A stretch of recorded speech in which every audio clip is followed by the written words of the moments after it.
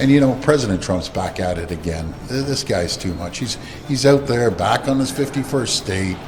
So there's been a lot of talk from Canadians saying, I don't want to go to the US anymore. We're not going to America. We're not spending our money there. It's Canada first, baby. On social media, Canadians are loud and proud about boycotting trips to the US.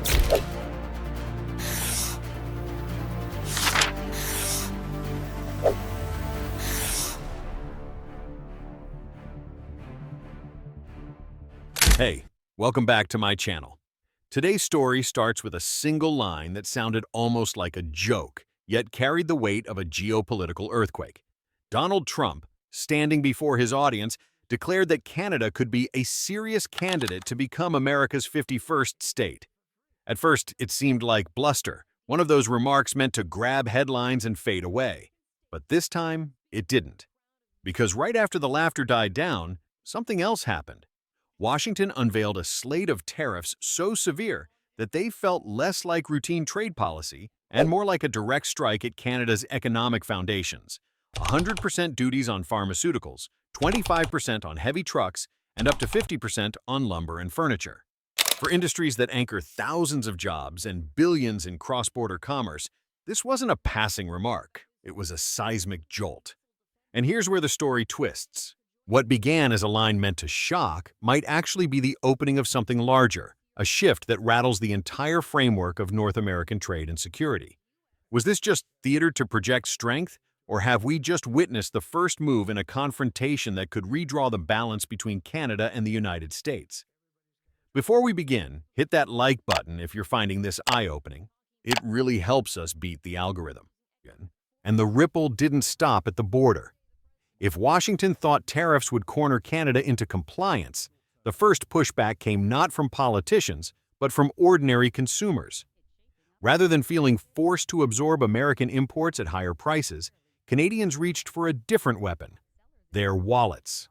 Surveys suggest that more than 7 out of 10 Canadians plan to buy fewer U.S. products in 2025, a shift that signals more than just economic caution. It reflects a deliberate choice to turn away.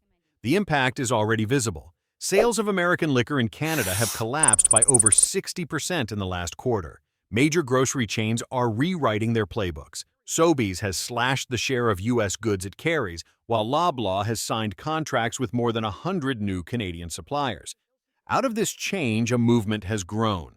Buy Canadian has evolved from a slogan into a kind of quiet resistance, fueling a surge in domestic sales and giving local producers a chance to expand their presence on home soil.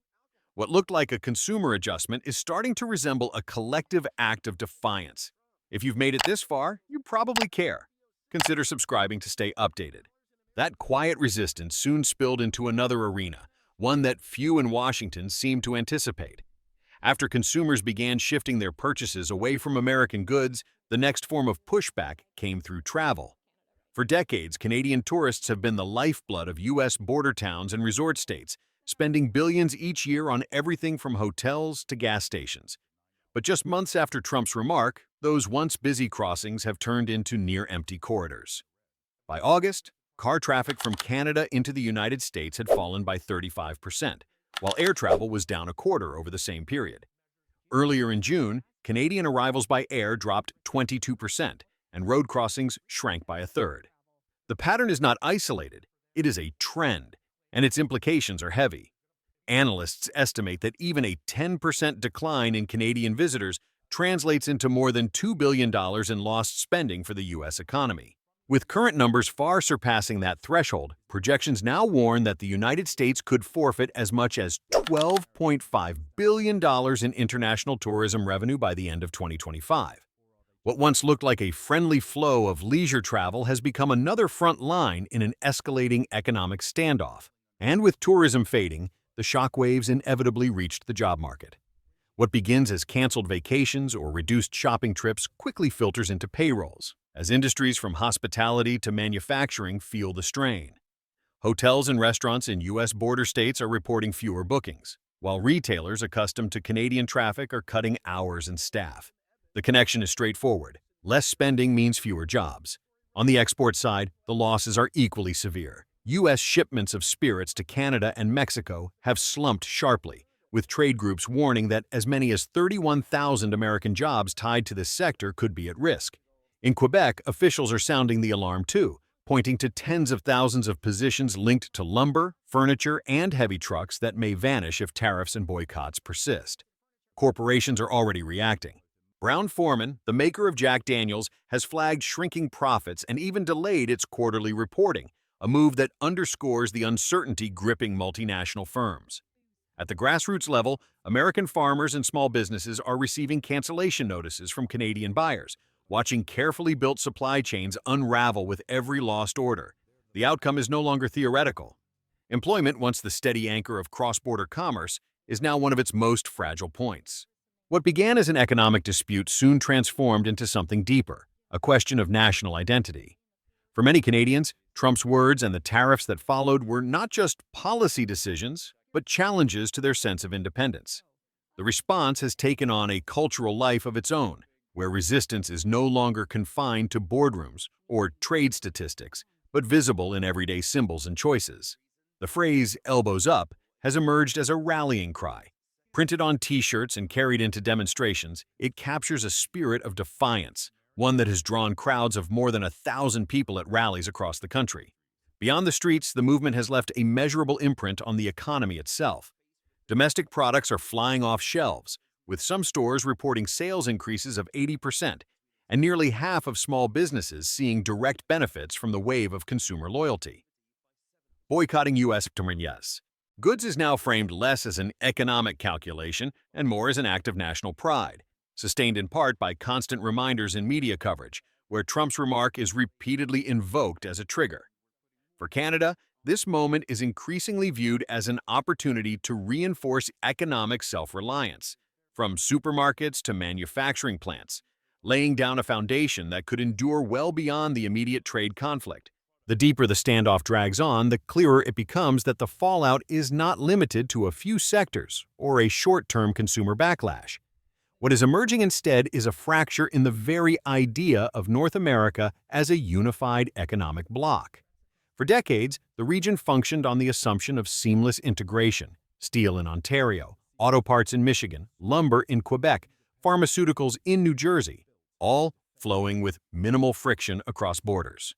That architecture is now being tested as tariffs cut directly into the industries that support entire provinces: steel and aluminum in Ontario, autos in Quebec, lumber in British Columbia, and pharmaceuticals in Manitoba. Canada's response underscores this shift. Prime Minister Mark Carney has traveled to Mexico to discuss strategies aimed at reducing dependence on U.S. trade flows, a move that signals not only short-term hedging, but also long-term diversification. Canadian firms in spirits, lumber, and pharmaceuticals are simultaneously seeking pathways into European and Asian markets, exploring deals that might once have seemed unnecessary or too costly, but now look essential. Globally, the implications are not trivial. Economists warn that the trade war's drag could shave as much as half a percentage point from global GDP growth, a loss that ripples far beyond North America. What began as a bilateral dispute now carries the potential to reconfigure supply chains worldwide, challenging the assumption that the continent's economic ties are unbreakable. Instead of one bloc moving in step, North America is beginning to look like three countries charting increasingly separate courses.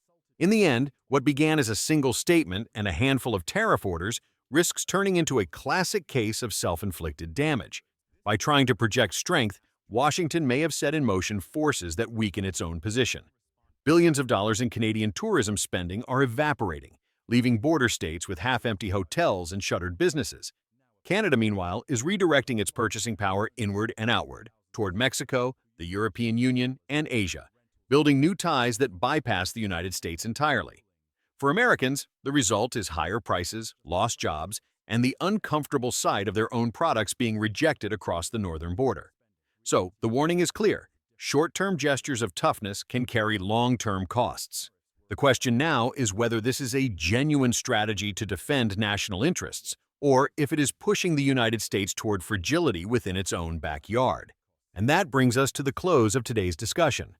The fallout is still unfolding, and the real impact may only be visible years from now. But what do you think? Are these tariffs and declarations signs of protection, or symptoms of a deeper decline. Thanks for sticking around. If you found this valuable, like and subscribe to support more content like this.